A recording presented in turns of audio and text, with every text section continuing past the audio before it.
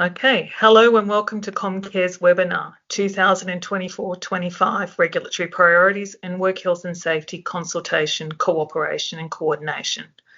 My name's Bev Smith and I'm the Senior Director of National Operations for the Regulatory Operations Group here at Comcare, and I'm pleased to be your host for today's event. On behalf of Comcare, I would like to acknowledge the traditional owners on the lands on which we are virtually meeting today.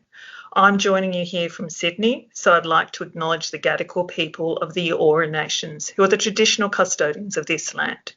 I would like to pay my respects to their elders past and present and acknowledge the contribution they have made and continue to make.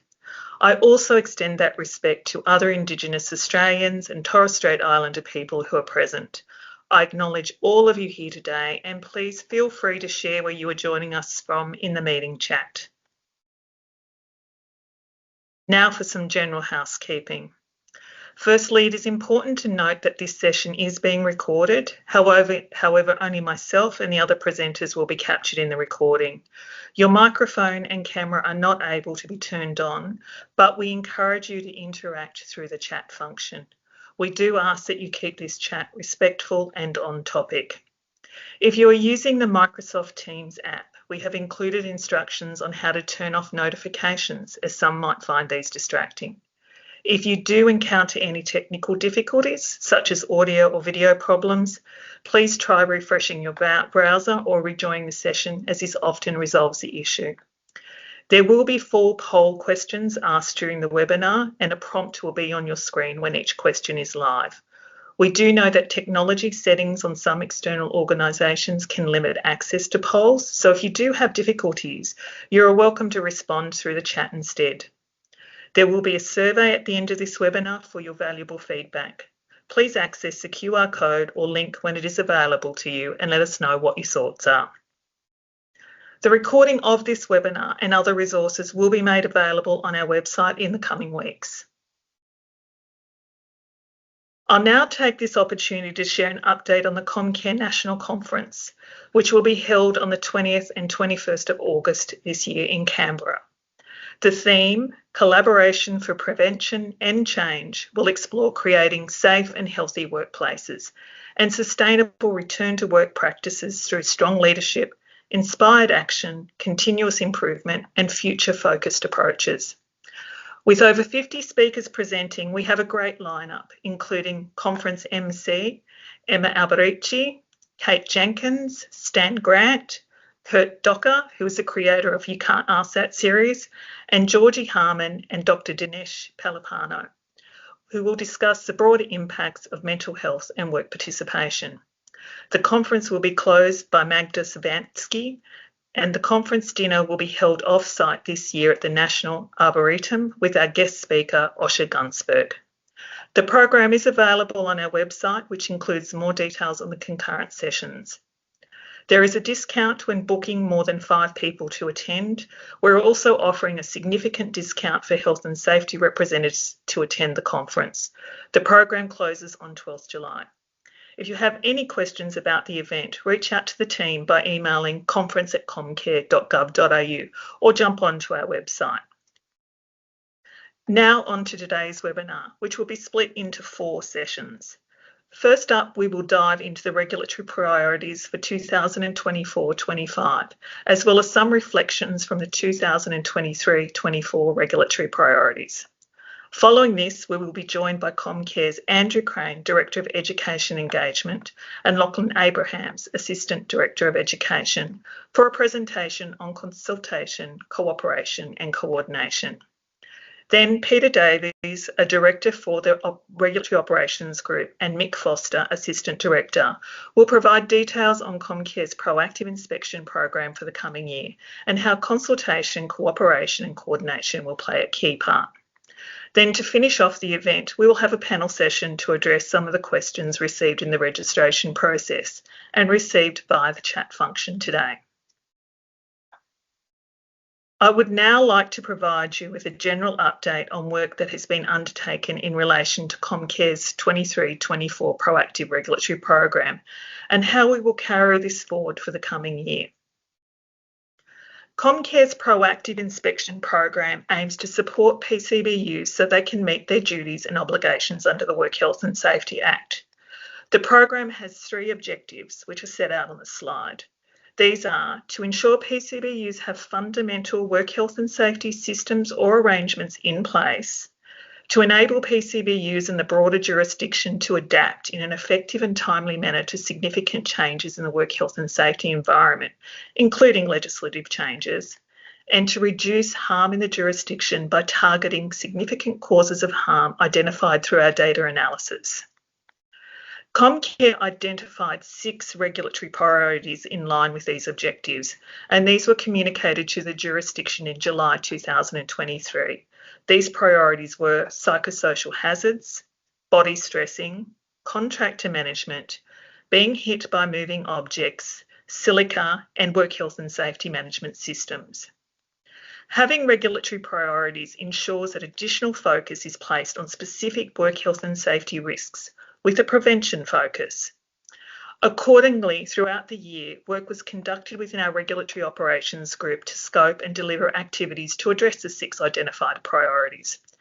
These 6 priorities will continue into the 2025 financial year to build on the important work that has already been undertaken in these areas. I'll now provide an update on this work and what we plan to do in the upcoming year. The first priority I'll discuss is psychosocial hazards. The preventions of harm associated with psychosocial hazards is a key focus and priority for all regulators.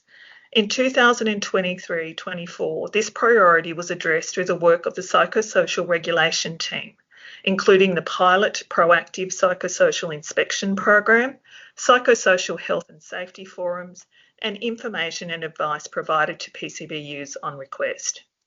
In relation to our pilot proactive psychosocial program, a formal evaluation in partnership with Queensland University has now been finalised. The evaluation found that the program met its objectives and was perceived positively by both PCBUs and the inspectors. Of particular note, 92% of participants agreed that their knowledge of the range of psychosocial hazards improved. 85% of participants reported an increase in commitment to psychosocial health and safety, and 70% agreed that the program assisted their organisation to comply.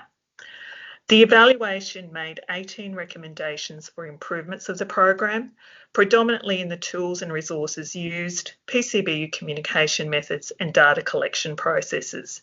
We have accepted those recommendations and will be guided by the findings of the evaluation as we plan to transition the program from pilot to full-scale implementation this financial year.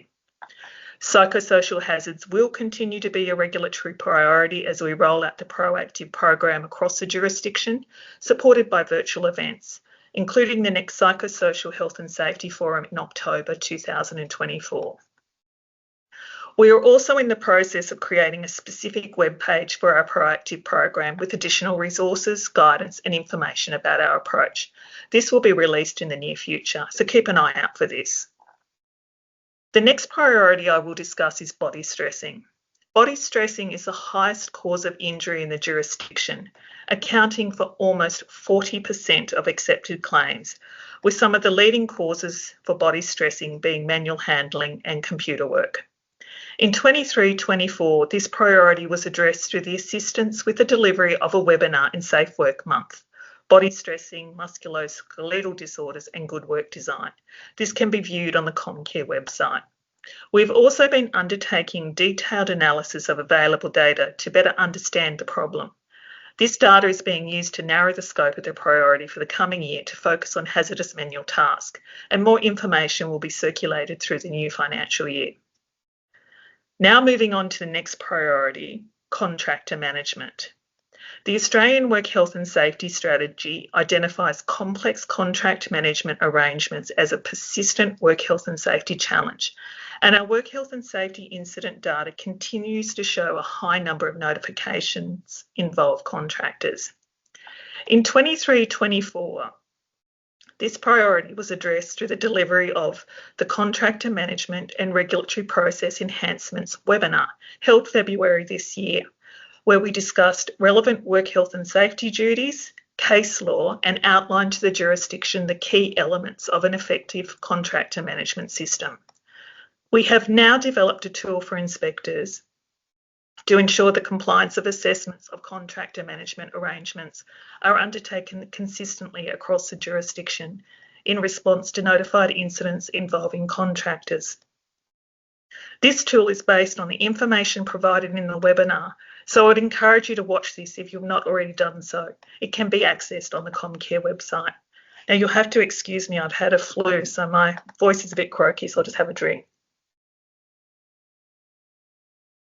We will also be collecting data from these inspections to identify any trends across the jurisdiction to inform what further information and advice is required to support the jurisdiction to achieve compliance. The next priority is being hit by moving objects. The Australian Work Health and Safety Strategy highlights that being hit by moving objects is one of the most common causes of workplace injuries in Australia. Our data indicates that being hit by moving objects is the third highest cause of injury in the jurisdiction. It also accounts for a number of workplace fatalities.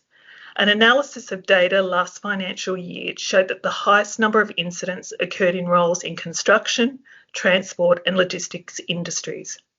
Given this risk is more prevalent in specific industries, this financial year we will address this priority in a focused way. We will do this through our biannual Transport Network Forum to capture the transport and logistics industry, and within the work of our major infrastructure projects team to capture the construction industry.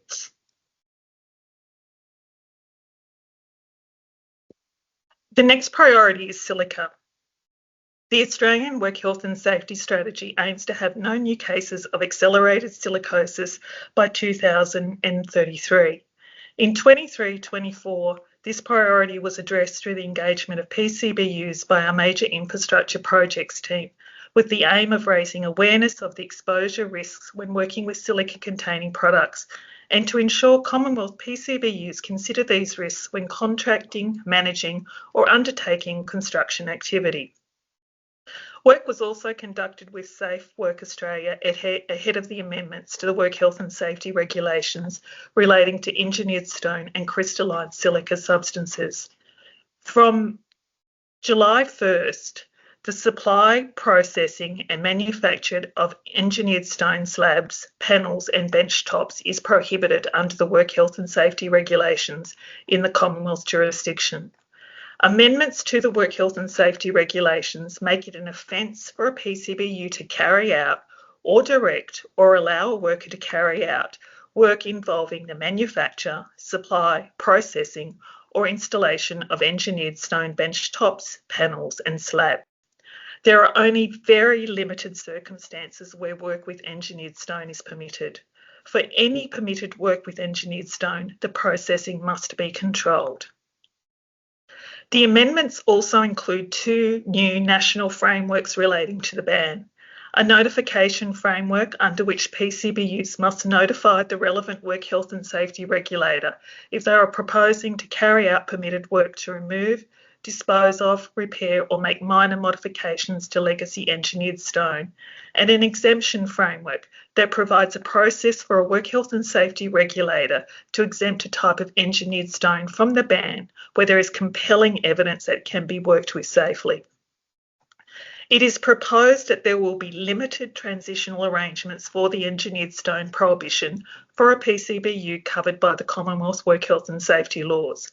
So, with the amended Work Health and Safety regulations relating to silica, in 2024-25, we will be focusing on providing information and advice and taking steps to ensure impacted PCBUs in the Commonwealth jurisdiction are aware of the changes and understand their updated duties relating to the new regulations so they can comply with the bans. Work health and safety systems is the final priority. We know that well-implemented, effective work health and safety management systems and arrangements are a key to providing improved work health and safety performance and minimising harm. The importance of embedding good work health and safety systems and practices across industries is also recognised as a key enabler to achieve the ambitious targets set out in Australia's 10-year work health and safety strategy. However, as a regulator, it is not practical to review every element of every PCBU's work health and safety management system. So we have identified 4 critical components to focus on, looking at one each year. In the first year of the program, the 23-24 financial year, we focused on incident management systems, and over 200 incident management system inspections were conducted across the jurisdiction to examine whether a PCBU had implemented compliant incident management systems or arrangements. I will be discussing the findings of those inspections shortly. This year, our focus is on ensuring that PCBUs have suitable systems or arrangements in place to meet their duties and obligations for consultation, cooperation and coordination. In the future years, you will see programs on risk management and due diligence. Now to the findings from the first year of the program, which focused on incident management and notification. Throughout these engagements, our inspectors worked with PCBUs to identify gaps in processes and discuss better practice. Our preliminary evaluation of the outcome of these inspections have highlighted some key findings. The first finding was about 30% of PCBU systems lacked clear definition of roles and responsibilities. Clarity of roles and responsibilities in any system is vital, as everyone needs to know what is expected of them to make the system work effectively. This is particularly important when there are time-critical actions that must be taken, such as notification to the regulator. The second finding was that 25% of PCBU systems lacked processes to meet Comcare's notification requirement specifications, including timeframes, content of notifications, dual notification requirements and scene preservation. Failure to comply with the notification duty set out in Section 38 of the Work Health and Safety Act is an offence. Timely notification allows Comcare to promptly address risks to health and safety. It also enables Comcare to investigate deaths, serious injuries, illnesses or dangerous incidents in a timely manner. The quality of the information provided in the notification is also critical, as it allows Comcare to determine what, if any, regulatory action may be required. The third finding was that almost 40% of PCBU systems lacked clear documentation of the process of displaying notices. It is an offence not to display a notice in accordance with Section 210 of the Work Health and Safety Act.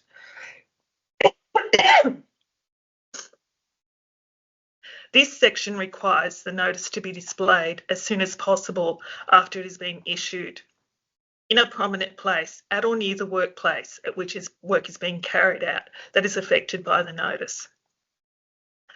The fourth finding was that almost 20% of PCBU systems did not clearly define emergency and immediate response requirements, including supports available for affected staff, contractors or others.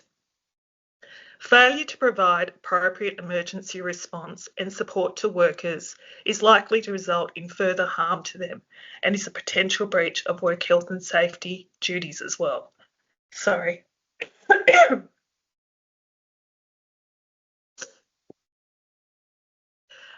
The fifth finding was that almost 25% of PCBU systems had no clearly defined review schedule for the policies and procedures. The sixth finding was that 25% of PCBUs did not have goals or measures set by which they ensure the incident management system arrangements are effective. On a positive note, of the PCBUs that did have documented goals or measures, a very high percentage achieved their KPIs or appropriately responded to the circumstances. The seventh finding was that although most PCBUs could provide sufficient evidence to show that the work health and safety incident reports were completed, investigations or reviews were conducted and trend analysis undertaken, In almost 20% of inspections, PCBUs were unable to demonstrate how policies, procedures, or risk assessments were amended in light of the work health and safety investigations or trends identified.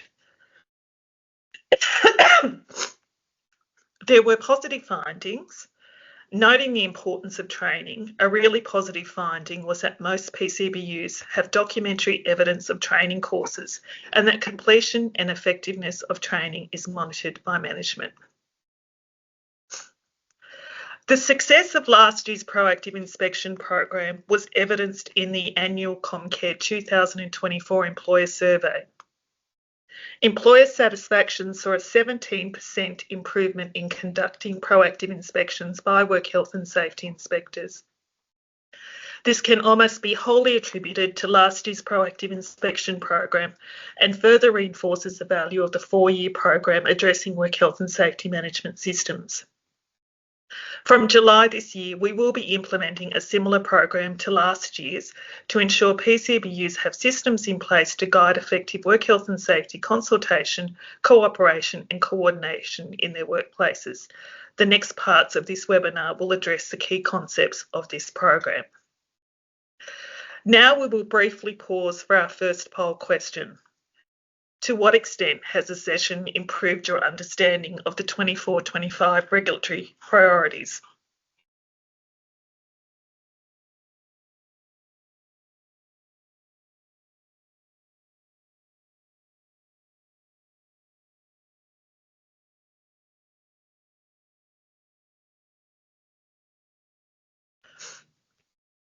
Okay, so if you can just complete that poll, and we'll move on to the next part of the program while you're doing that.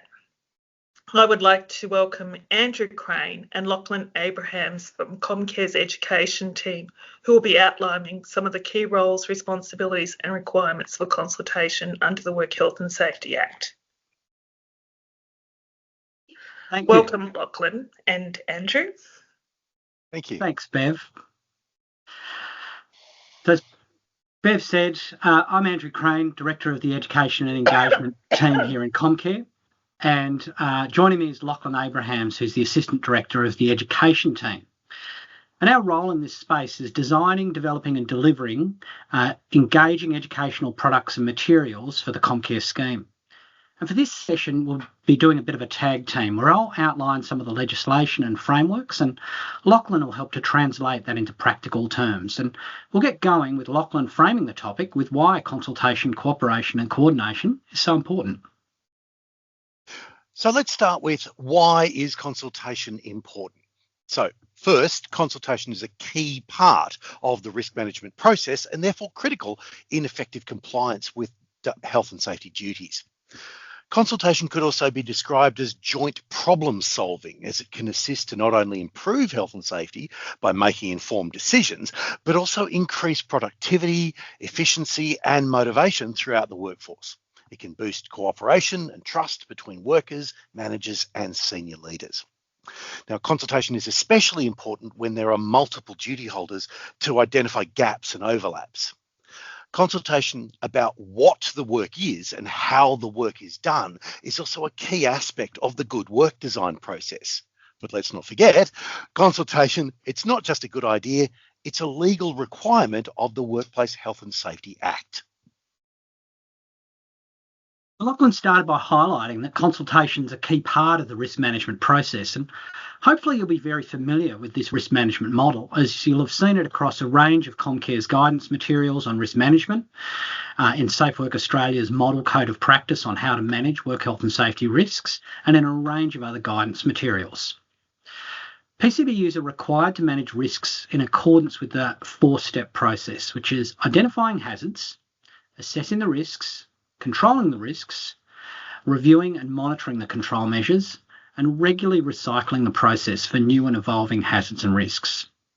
You'll note that management commitment's in the centre of the circle and needed to effectively drive the process. Without it, processes become tokenistic and don't work effectively. Consultation around the outside rims considered so important it's listed 4 times around the outside of each step in the process. So it not only holds it all together, but it's also the interface with the outside world. It helps to create an increased understanding of the work environment, the conditions and the processes as they really exist, and the work as it's actually done. So it helps to challenge and validate thinking. It helps to test assumptions and helps to translate real-world understanding of how controls might actually work practically in a real environment. Now, Lachlan also highlighted that consultation is a legal requirement of the Work Health and Safety Act, and it's essential to maintaining a safe workplace. Sections 46 to 49 of the Work Health and Safety Act go through in detail what's expected of workplaces, and we'll discuss at a higher level what's covered in those sections. So Section 46 covers the duty to consult with other duty holders. If more than one person has a duty in relation to the same matter under the Act, each person with the duty must, so far as reasonably practicable, consult, cooperate and coordinate their activities so that all other persons who have a duty in relation to the same matter. This is particularly relevant where the work activities of multiple PCBUs overlap.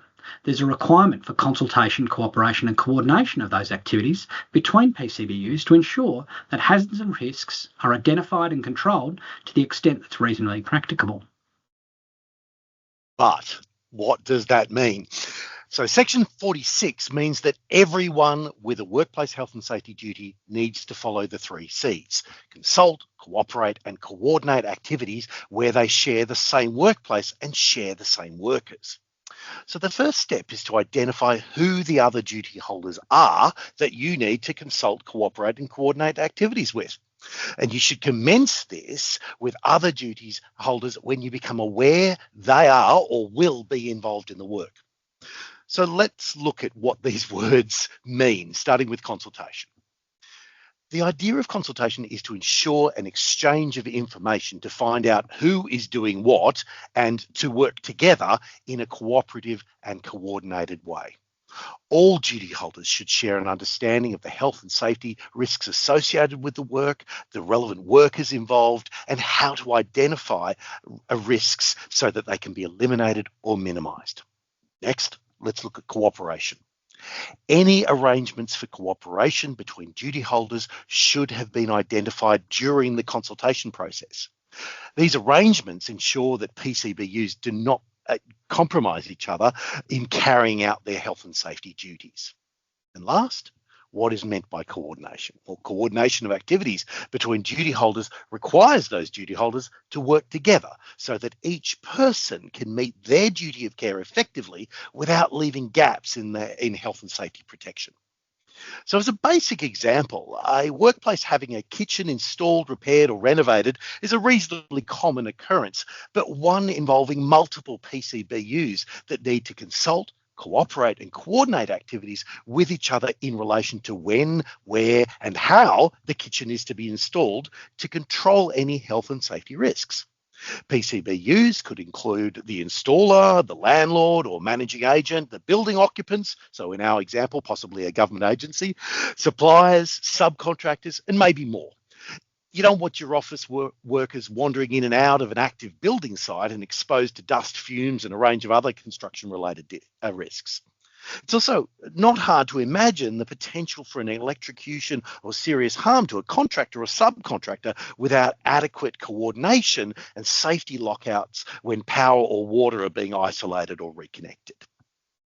So in summary, relevant duty holders need to complement each other's efforts and work effectively together. If a new hazard or risk, control or unforeseen consequence of a risk control has been identified by one duty holder, how is that information effectively shared with other duty holders? Would a subcontractor or worker at the end of the line who know who they need to report things to if it requires a rapid response or posed an immediate threat, such as an electrical burning smell or water leaking across the office floor? So Section 47 covers the PCBU's duty to consult with workers. So a person conducting a business or undertaking must, so far as reasonably practicable, consult with the workers who carry out work for the business or undertaking, who are or are likely to be directly affected by a matter relating to work health and safety. Many of you will be really familiar with the term PCBU, which stands for Person Conducting a Business or Undertaking. The term's found throughout the Work Health and Safety Act, and it's you'll particularly find it in Section 19, where the primary duty of care is outlined. Legally, a PCBU can be a company, an unincorporated body or an association, a sole trader, or a self-employed person. So in practical terms, where you see the term PCBU, you can generally substitute the name of the agency or the business. So what does that mean? The duty to consult starts with the PCBU, and Andrew's just explained the term. But what about workers? As workers are often the most aware of health and safety issues and solutions, it makes sense to listen to them. If your workers feel their ideas are valued, they will generally have a strong commitment to tackling such problems. Our regulatory colleagues are still hearing stories that some PCBUs think labour hire workers are not workers and shouldn't be considered in consultation arrangements. Well, they are workers under the Act and they must be consulted with. The PCBU may not be responsible for their pay and employment arrangements, but they are responsible for workplace health and safety in their workplace and consulting with all workers. And workers include anyone doing work. Workers can include employees, labour hire, contractors, subcontractors, volunteers, and others, not just employees. That's right. Now, Section 48 covers the nature of consultation, and consultation requires that relevant information about the matters shared with workers. Workers are given a reasonable opportunity to express their views and raise work health and safety issues in relation to the matter and contribute to the decision-making process, and that their views are taken into account by the person conducting the business or undertaking, and that workers are consulted and advised of the outcome in a timely manner. What does that mean? Well, PCBUs need to provide relevant information to get relevant feedback. Let's go through those steps. So step one, some examples might include email, meetings, working groups, employee forums, to provide workers with information and opportunity to express their views and raise workplace health and safety issues. Step two, having provided the opportunity for workers to express their views, it makes sense to allow them to contribute to the decision-making process. Step three, workers who use the processes, tools, and equipment are well placed to explain where things can go wrong and reduce the gap between the work as it is imagined and the work as it is done, and the conditions, circumstances, and exceptions that should be considered. And finally, step four, the PCBU needs to provide a feedback mechanism so workers understand the outcome and that their views were considered, particularly important if the outcome is different from the workers' expectations. Yes. And the second part of Section 48, which is Section 48.2, describes that if workers are represented by a health and safety representative, then consultation must involve that representative. As most of you will know, health and safety representatives, or HSRs, are elected by a work group to represent workers in the work group on health and safety matters. There are a range of sections in the Health and Safety Act that outlines HSR's powers and functions, designated work groups, and HSR elections that we're not going to go into in this session. This section is pretty clear. If there's a HSR, they must be consulted about relevant matters. Consultation with HSR representing the affected workers allows PCBUs to comply with the previous requirements of consultation under Section 48, as was listed in the previous slide. The HSR may also play an active role in communicating information between the PCBU and the workers they represent. Proactively, many PCBUs also include HSRs in the process of worksite inspections as a matter of course, and this could also be considered an aspect of consultation. Yes. So Section 49 covers when consultation is required by legislation and covers 4 basic steps. When identifying hazards and assessing risks, when making decisions about ways to eliminate or minimise those risks, when making decisions about the adequacy of facilities for the welfare of workers, and when proposing changes that may affect the health and safety of workers. So Section 49 gives workplaces some very practical advice for when consultation is required. As we noted before, the risk management model on the screen repeats the word consultation 4 times, reinforcing that consultation must occur throughout the risk management process, including risk management of physical and psychological risks. Consultation must also occur when deciding on the adequacy of welfare facilities. So facilities are things provided for workers, such as toilets, drinking water, washing facilities, dining areas, change rooms, personal storage, and first aid. But they also might include employee assistance programs, harassment contact officers, mental health first aid, and job-specific welfare requirements. And finally, when proposing changes that may affect health and safety, this could be changes to work systems such as shift work rosters, work procedures, technology systems, etc. If workers are not consulted, then the organisation might be missing out on vital and sometimes unexpected local knowledge, which may impact the change. Finally, in Section 49, it states that consultation is required when making decisions about procedures for consulting with workers, resolution of work health safety issues, monitoring the health of workers, monitoring the conditions at any workplace under the control of the PCBU, or providing information and training for workers. What does that mean? Well, it is important that your procedures work. And yes, this includes consultation about consultation processes. This part of Section 49 is about ensuring the policies, processes, and procedures are relevant to a WHS at the workplace, as well as appropriate and effective for the organisation. And how we test that is by consultation. This means that if you have identified another organisation's approach that looks like a great solution or fit to your organisation, you might be offered a model or a model approach or system off the shelf from a vendor or consultant that's ready to go.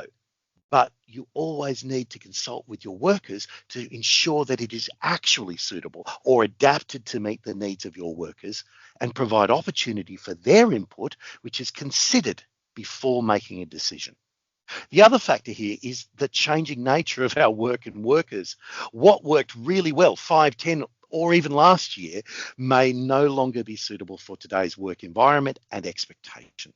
Just think about the amount of change we've all experienced from the pre-COVID to now, and how many policies, procedures, and systems have needed massive revision and change since then. Yeah. So now we're going to talk about how to consult. And there's many ways to consult, but first we're going to look at health and safety representatives and health and safety committees. We've already discussed HSRs representing their work group, and they can play a critical role in work health and safety consultations. Where there's a work health and safety committee or committees, they can facilitate consultation and cooperation between the PCBU and workers and include a range of perspectives into a discussion around a work health and safety issue. And this is supported by the Work Health and Safety Act. You'll find that in Part 5, Division 3 of the Act, which includes a range of sections that outline HSRs and Health and Safety Committees' roles and functions, which we won't be going into here other than to highlight that their main function is to facilitate consultation and cooperation between PCBUs and its workers around work health and safety matters. There's also a Commonwealth Code of Practice on work health and safety consultation, which you can find on Comcare's website, and we'll be providing a link in the chat where you'll be able to find these. We'll also mention it at the end, but it provides good guidance around consultation involving HSRs and committees with a number of different examples of different arrangements, illustrating that it's never a one-size-fits-all approach. As Andrew indicated, there are multiple ways to consult, including HSRs and committees. And consultation can also include a range of less formal approaches as well. For example, through regular scheduled group or team or individual meetings, conducting team talks or toolbox sessions, engaging in face-to-face discussions, and or setting up focus groups to deal with specific issues. What's important is to ensure that the approach is suited to the circumstances. Managers and supervisors are also at the front line and often the first point of contact for a worker when they identify a health and safety issue. Managers commonly play a key role in ensuring that workers are consulted and involved in health and safety matters. Workers need to be given a safe opportunity to raise issues and provide ideas and feedback to managers, HSRs, health and safety advisors, or senior leaders. But we cannot have consultation without such psychological safety, which is a culture where it is safe to speak up with ideas, questions, concerns, or mistakes. Of course, managers also need to demonstrate their own commitment to workplace health and safety. We pay more attention to our leaders' behaviours than the words they say, especially when they don't match. So we've got to walk the walk, not just talk the talk.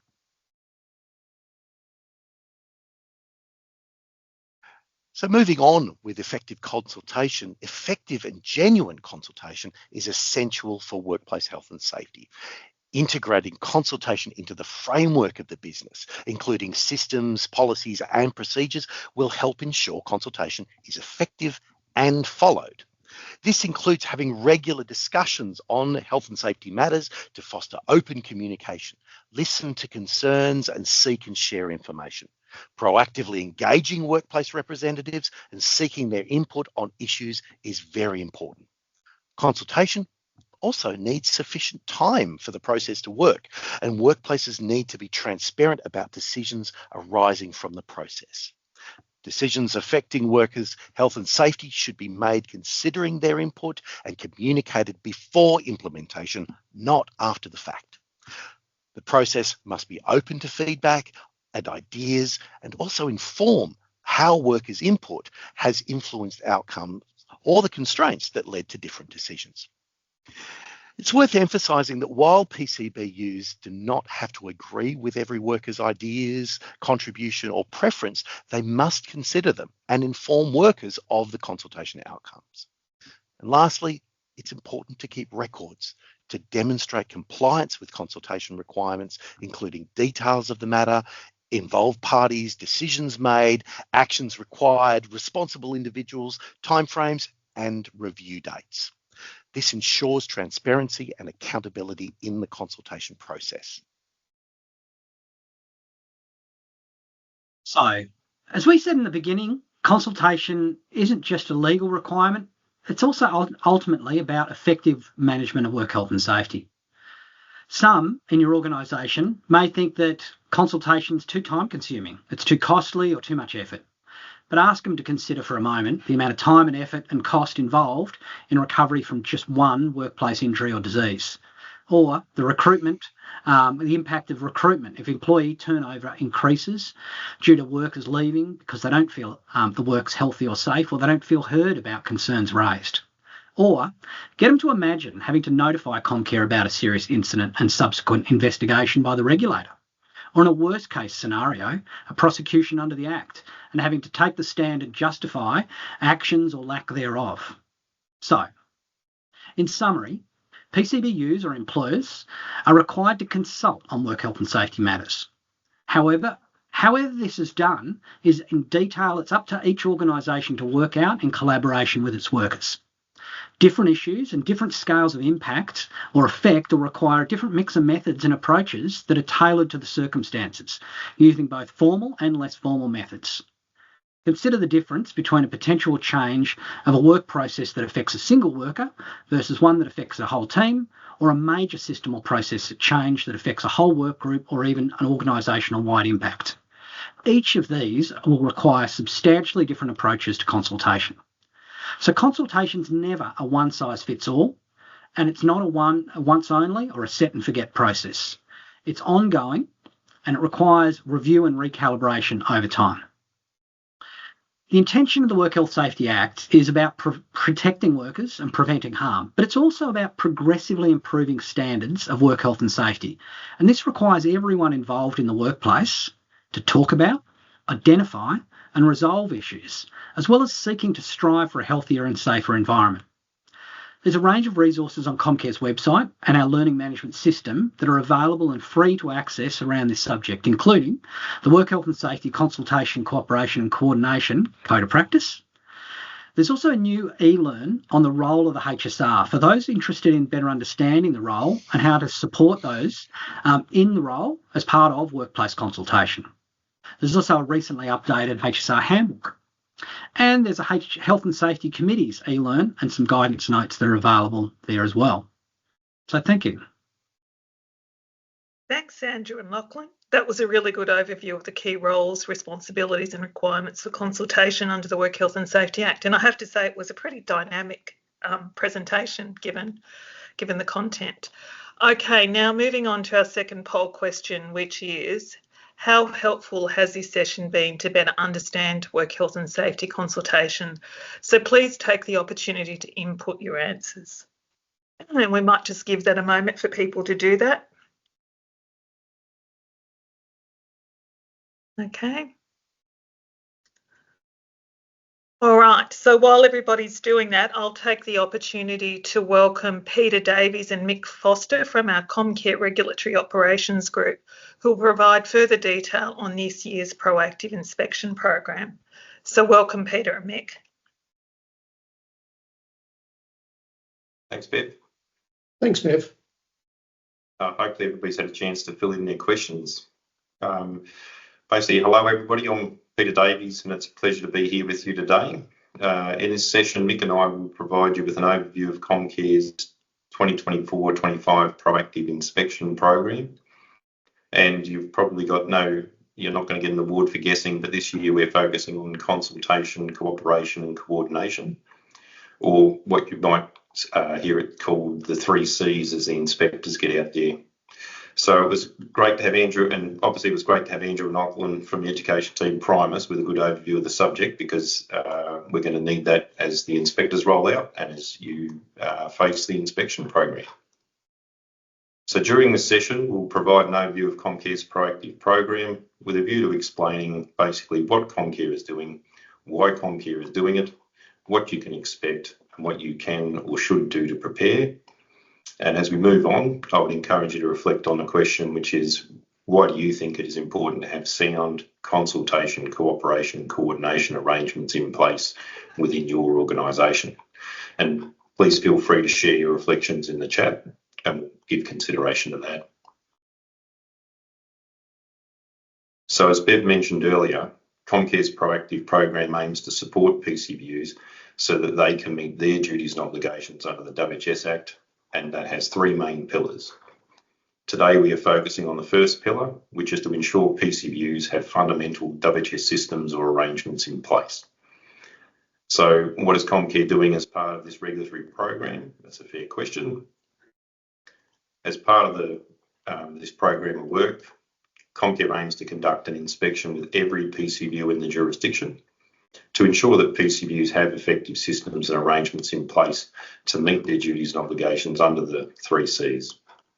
It's not possible to consider all elements under this topic, so we have identified key areas based on observations within the Commonwealth jurisdiction. We will focus on ensuring PCBUs have arrangements in place to, firstly, consult with workers and their representatives. For example, when reviewing risk assessments, reviewing incidents, completing periodic reviews of policies and procedures, or making changes in the workplace that might impact WHS. And as you would appreciate, that's probably every change you're going to make in a workplace. Secondly, to cooperate and coordinate with other PCBUs who have shared work health and safety duties. And the easiest example would be landlords and contractors. And finally, to effectively resolve WHS issues that arise. So, for example, arrangements for resolving work health and safety issues and escalating them to the regulator where necessary, for instance, under Section 82 of the Act. As the program progresses, we will share observations and potential opportunities for better practice to enable all PCBUs to benefit from the knowledge we gain through our engagements across the jurisdiction. I'll now pass over to Mick to explain more on why Comcare is doing this. So over to you, Mick. Thank you, Peter. So as discussed earlier in the presentation, we know that a well-implemented and effective WHS management system is key to providing improved WHS outcomes and minimising harm. However, as a regulator, it's not practical to review every element of every PCBU's WHS management system. Comcare has identified 4 critical components to focus on, and we'll be looking at one of these components each year. This year, our focus is on ensuring that PCBUs have suitable systems or arrangements in place to meet their duties and obligations for the 3 Cs. To support the proactive program, you'll also see more attention on the 3 Cs within our reactive responses to WHS incidences when an inspector attends the workplace. Effective arrangements assist the PCBU to self-regulate, minimising the need for Comcare's intervention.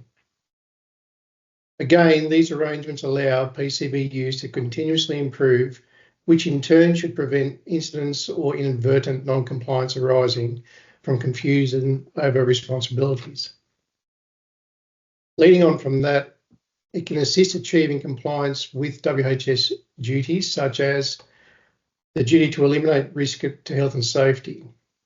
It's not possible to achieve this unless you listen to workers or other PCBUs who share responsibilities for safety in the workplace.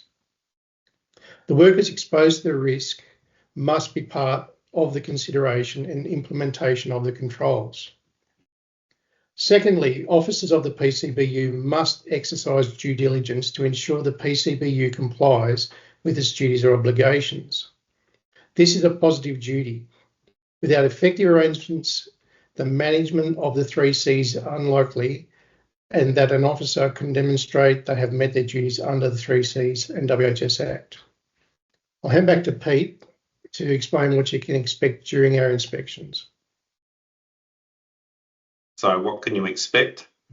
Again, we intend to engage with all PCBUs, so you'll appreciate that this will take us some time and engagements will occur over the 24-25 financial year. The process itself is like any other inspection and will follow the same basic outline as that used last year during the review of incident management arrangements. So step 1 is making the initial contact. We will engage at the head office level in the first instance, reaching out with a phone call to coordinate the inspection. We will request a suitable contact person for the inspection and arrange a mutual time for the subsequent site visit. Now, when scheduling the inspections, we will try to find a time that works for the inspector and the PCBU. And unlike last year, this year, we may seek to attend smaller or more remote workplaces so that we can assess the application of systems and arrangements in these locations, so you can anticipate that. Step 2 is the collection of relevant documentation for review. The inspector will review the documentation before arrival and may engage with the identified point of contact to clarify points before the site visit occurs. The process seeks to obtain the minimum amount of information to conduct the inspection, and I would encourage you to engage with the inspector to ensure the requests for information are clear and to resolve any concerns you may have regarding the size or impact of the requests. We understand that you may have elements of your 3 Cs arrangements in several different policies and procedures, given that it impacts everything from contracting, so coordination with other PCBUs, implementing responses to WHS incidents, consultation with workers and HSRs, and general change management. For example, most PCBUs rely on their property teams to manage interactions with landlords or consulting with workers when making physical changes to the workplace. And there are likely other related systems that you may need to consider dependent on your organisation. Again, it is best to engage with the inspector to clarify requirements and ensure that the impact on you is minimised to the extent possible. Step 3 is to conduct a site visit. Following the information gathering step, we will conduct a site visit to review related data and discuss application of the system. This will include reviewing examples of how you maintain risk assessments, policies and procedures, and the site visit will also involve discussions with relevant people such as the Work Health and Safety team or Human Resources team, HSRs, workers and contractors, and or other PCBUs with whom you share work health and safety duties. Again, for example, if you lease or share a building, and that's the easiest or most common sample that we would be looking for. Step 4 is the provision of an inspector report. Following the site visit, Comcare will produce an inspector report that will include a compliance assessment, any recommendations, and acknowledging any actions that PCBU has underway. As with all inspections, if there are outstanding actions existing at the end of the inspection, we will complete a verification inspection follow-up. As mentioned earlier, as we progress through the program, we will identify better examples and insights that we can, with the approval of the relevant PCBU, share with others. We will also track trends and provide advice on common issues that warrant review or consideration. This will provide you with an opportunity to resolve these matters before our arrival, or adding to previously provided observations if we have already visited. So that's a summary of the process. I'll now hand over to Mick to talk about our approach. Thanks again, Pete. So what can we expect? Our aim is to ensure that there are suitable systems or arrangements in place to enable the PCBU to meet their duties under the WHS Act. We will work to make the inspections efficient and engaging, and where possible, avoid the use of our enforcement powers. On that note, I would encourage you to engage with the inspector throughout the process and proactively address any areas of your system that are not demonstrated as being in use or effective. We've conducted a trial of this program, and we found that the collaborative approach has reduced the use of enforcement powers to almost zero.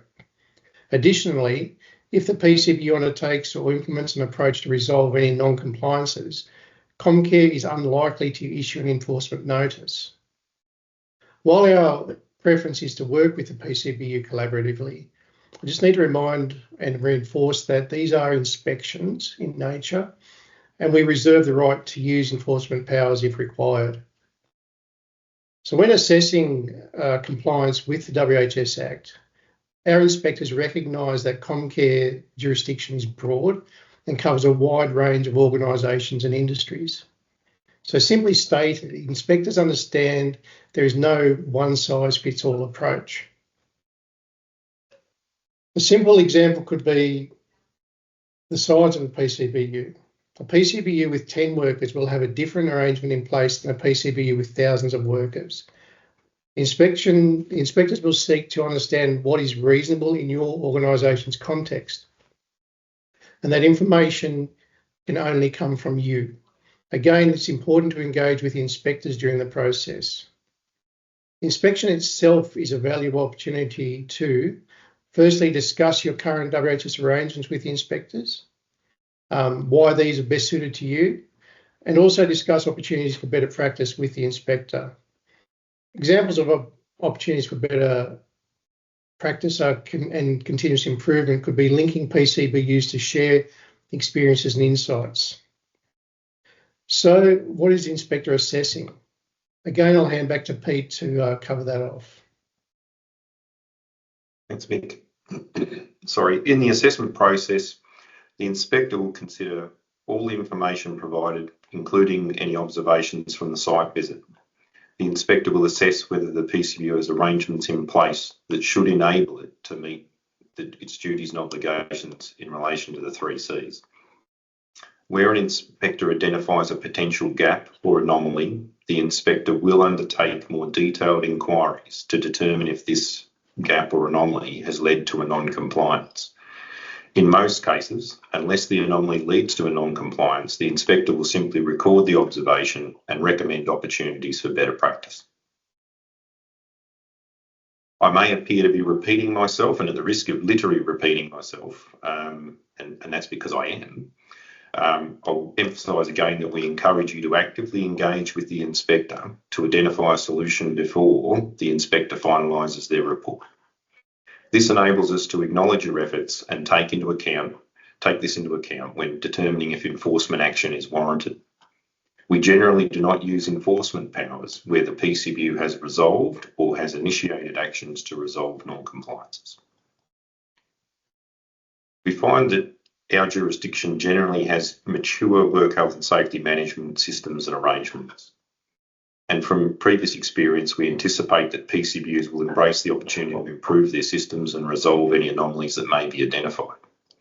While we do not anticipate issues with the delivery of the program, if concerns do arise in relation to the conduct of the inspection, those issues should be raised respectfully with the inspector in the first instance, and then through the relevant regional officer if issues still remain. Through the process, we are likely to find, however, at least some anomalies or opportunities for improvement. Based on our experience, likely issues could include, and you may wish to consider these in your organisation, PCBUs insufficiently considering consultation duties to workers, given that duties arise to workers who are or are likely to be directly affected by a matter relating to work health and safety. Now that's section 40, that's a brief quote from section 47 of the Act.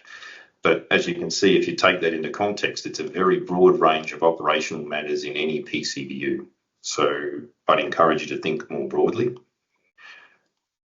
Other issues, the existence of a high-level policy within the work health and safety documentation or manual requiring consultation with workers, but a lack of embedding these requirements within relevant technical documents such as contracting documents, facilities management, change management, policy review processes. This lack of embedding these requirements into these other policies can lead to other issues such as timings of consultation. And that in turn can lead to consultation occurring after a decision is made or it appears that consultation is occurring after a decision is made by the PCBU. And that risks consultation being considered as not being genuine by the workers, and that can lead to issues. And then we get called to resolve those issues. So if you can ensure that you have arrangements in place, it can prevent those issues from occurring. Final point I'd raise is that as noted in last year's proactive program, which focused on incident management, some PCBUs, primarily smaller government entities, rely on other PCBUs' policies and procedures. Again, while this is reasonable, we sometimes found that not all parties were aware of these arrangements and or that there was no or minimal consultation during development of these shared policies and procedures. If we are going to come out and look at consultation, we're going to come out and look at the 3 Cs. So again, if you are relying on another PCBU's policies and procedures, please make sure that you are actively engaged. There is those 3 Cs occurring in relation to those policies and procedures.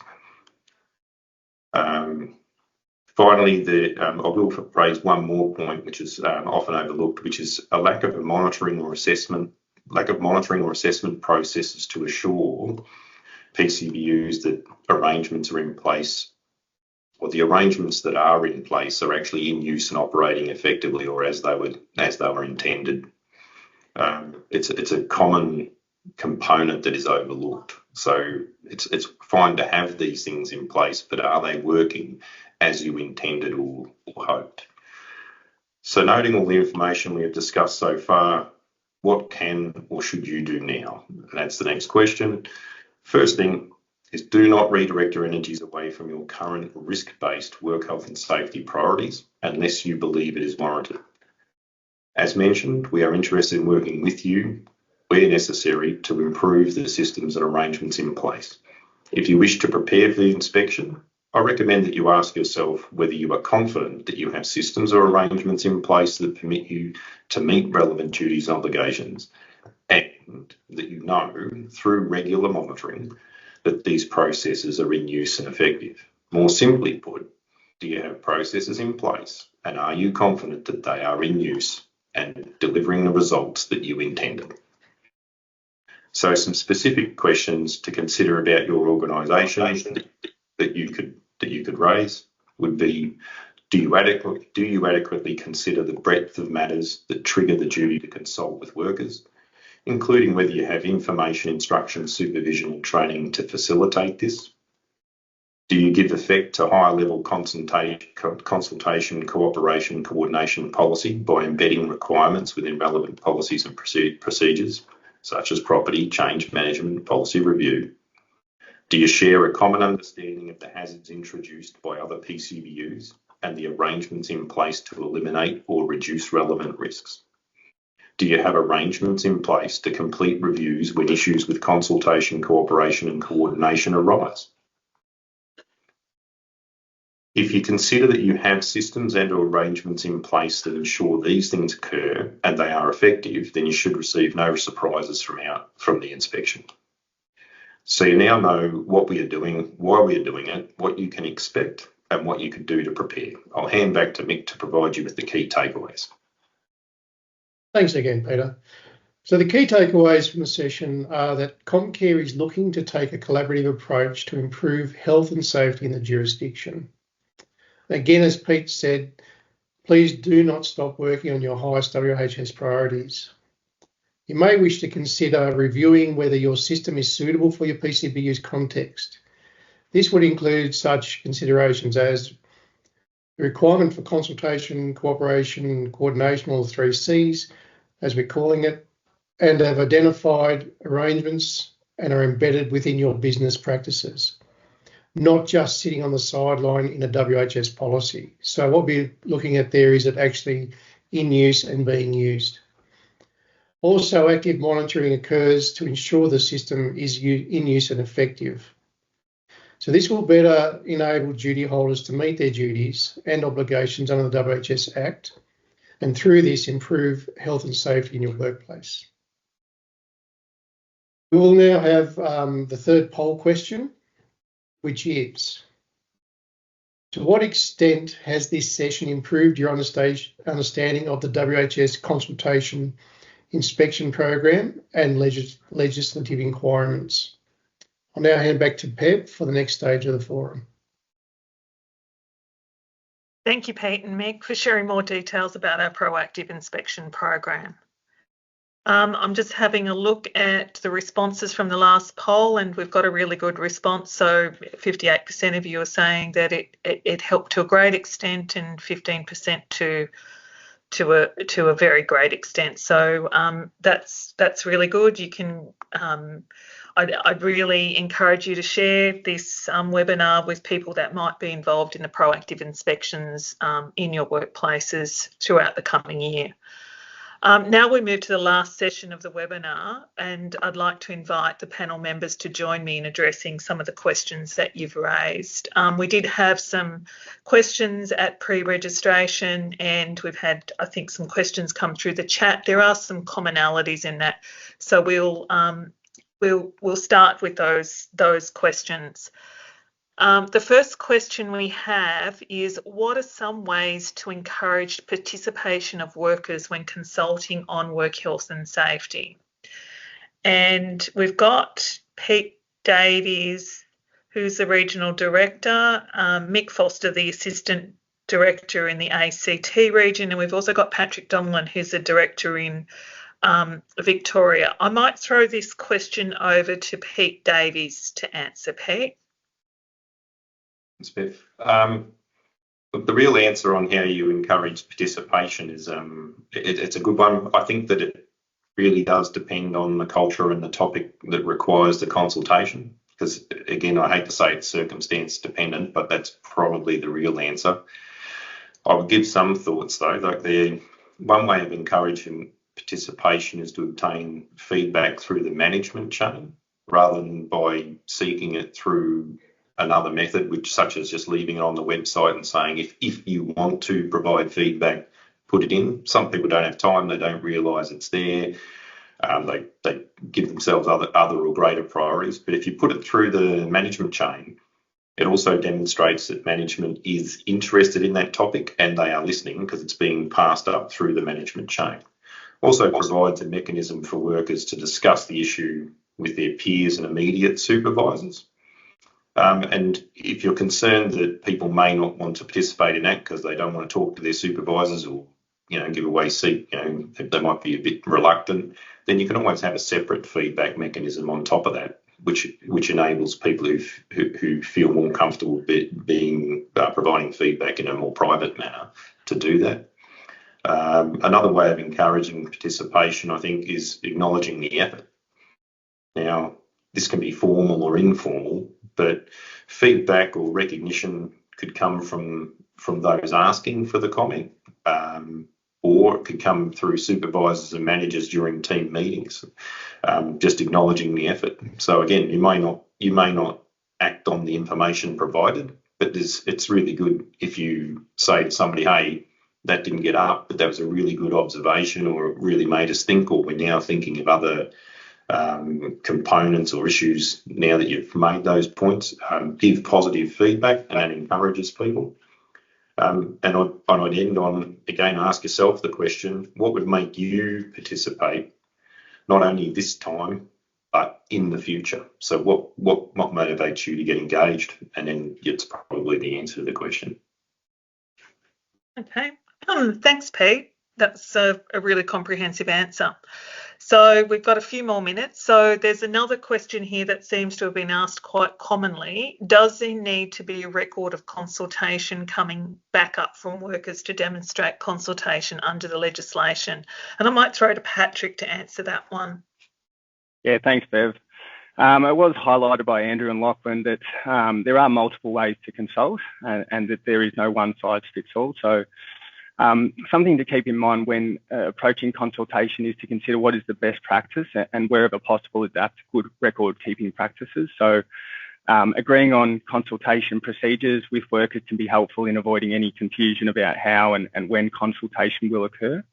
And one of the ways workers can have, I guess, meaningful consultation is to ensure the effectiveness of your consultation. And that is generally going to be through good record keeping practices like email records and evidences of meetings and working groups and, dates and times and conversations and that type of thing. So I would encourage people to approach it under that sort of mindset. Thanks, Patrick. Okay, so the next question I've got is, how often do I need to consult? And in the interest of fairness, I might throw to Mick to answer that one. Thanks, Bev. I knew my turn was coming. Okay, how often will really be determined by what occurs in your workplace at any given time. As already touched on earlier, Section 49 discusses when consultation is required and when it's to be undertaken. So again, if you haven't done so, I'd encourage you to familiarise yourself with that part of the Act. But consultation must occur when decisions have been made in relation to changes in the workplace or matters that affect work health and safety. During that decision-making process around hazard management, changes to facilities, welfare that might affect welfare for workers, or any other matters that are listed in that Section 49. So the frequency of that would depend really on the workplace itself. So a dynamic workplace where there's changes regularly, for example, in a construction type environment, daily there might be requirements for consultation due to the nature of changing workplaces, work environments, etc. But if you're in a more structured workplace where there's little change, office example, the requirement will be less frequent. But whenever there is that change or requirement to make decisions around hazard management, etc., that's when it should occur. So the frequency, again, it'll depend on the type of work you carry out and the workplace itself. Thanks, Mick. So I suppose that also begs the question, and it has come up in the questions, and I think it's a common question, what is genuine consultation? So, and what quantity or quality determines reasonable consultation? So, Pete, I might throw back to you again on that one. Cheers, Bev. I'll say, I'll go back to my previous answer and say it depends on the circumstances, and everybody will be chuffed with that one. But I think the key point about genuine consultation is that it occurs where workers can provide input to a decision or a change before that decision occurs, and the PCBU does actually consider that input before making its decision. I think part of the issues that come up and the tension that occurs is that sometimes PCBUs will put together a straw person, so this is a concept, and then they'll put that out for comment, and that's used to give structure to that consultation and the feedback, and then workers see that as, yeah, but you've already made the decision, and this is just rubber stamping. So there's nothing wrong with putting a straw person document together. In fact, it can be really beneficial, but you need. I would say that the PCBU needs to mitigate the risk if you're going to take that approach, and engage with your workers and explain the process and why you're doing that. And I would also observe that the time between the consultation and the decision is also needs to be sufficient so that it's realistic that you are going to give due consideration and you're demonstrating due consideration of that feedback. And if you can demonstrate that, then that's key to showing or displaying a healthy consultation process. So I think what is genuine is in the eye of the beholder, and what you're trying to do is make sure that it isn't perceived as being disingenuous because you're producing something and you're saying, give me feedback, but I've already decided I'm going to do this, basically. You need to be clear that you haven't made the decision. You're putting this out for structure the argument and discussion or feedback, and make sure that you provide, if you want to demonstrate that, you can also provide feedback to people who have provided comment. That's about it. Well, thanks, Pete. I think that's made it pretty clear. Now, we do have a question in the chat. Will we be informed of the outcomes of Comcare inspections if our PCBU is meeting these responsibilities adequately? So I can answer that one. Yes, when the proactive inspections happen, like all inspections, you're provided with an inspector report, and those who participated in the incident management inspections last year will have received those reports, and that will set out both areas if there were non-compliances found, and also recommendations for improvement. But in addition to that, we are capturing the data at a jurisdictional wide level, and some of those key findings I presented earlier, albeit with a bit of a frog in my throat, I have to say, is the data that we have collected where we were looking for trends across the jurisdiction in terms of where there might be gaps in the system, and so we could look to developing further information and advice to support the jurisdiction. And we'll be providing more on that feedback as we consolidate a report across the whole jurisdiction. But just to summarise, yes, you will receive an inspector report with the outcome of your inspection, and there will be information at a more jurisdictional wide level in terms of where the gaps are across the jurisdiction. So as we are approaching time, I'd like to say thank you to our panel members for answering those questions. Unfortunately, we don't have more time. So we might conclude the webinar by asking our final poll question before wrapping up, and that is, overall, how satisfied are you with this webinar?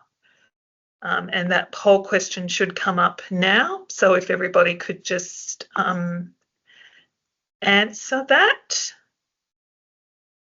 And we'll just have a look at the results coming through. Okay, so that's great. Thank you, everybody. It seems that we've hit the mark mainly, which is our aim here. Our aim is to try and provide the jurisdiction with as much information as we can in regards to our activities as a regulator, so that you can prepare and work with us collaboratively so we can all improve work health and safety. So on behalf of us all, I would like to thank all our presenters for giving their time so generously to share their insights with us today. And thank you all of you in the audience for your questions, participation through the web polls and in the chat. Your engagement in these events is what make these events come to life, and we really do appreciate it. And I think as a regulator, it is a great way for us to be able to get information out and interact with our jurisdiction at a much broader level. Your feedback is very important to us. It shapes the way we develop these events and provides input into what themes and topics we present on. There is also a QR code on the screen that will immediately take you to a short survey, which is available in the chat now. We will also send you an email after for those who would prefer to do it later, but we encourage you to open the link and answer it now before logging out of the event, because we all know once you leave, you don't tend to come back. So, you know, to make these things valuable and worthwhile, please go in and answer it now, and then we can direct our webinars to those things that you need. If you have any further questions to our team, you can reach out to the Work Health and Safety Help Desk by calling the number or through the email address you see on the screen. The recording of this webinar will be available on our website in coming weeks. If you've registered for the event, you'll be notified when these and the resources have been uploaded. A final reminder, if you'd like to stay in touch with the work Comcare is doing, including any events, guidance and resources, be sure to subscribe to our Comcare e-news or follow us on LinkedIn. I'd like to thank you all again for joining us, and have a great day and stay safe. Thank you.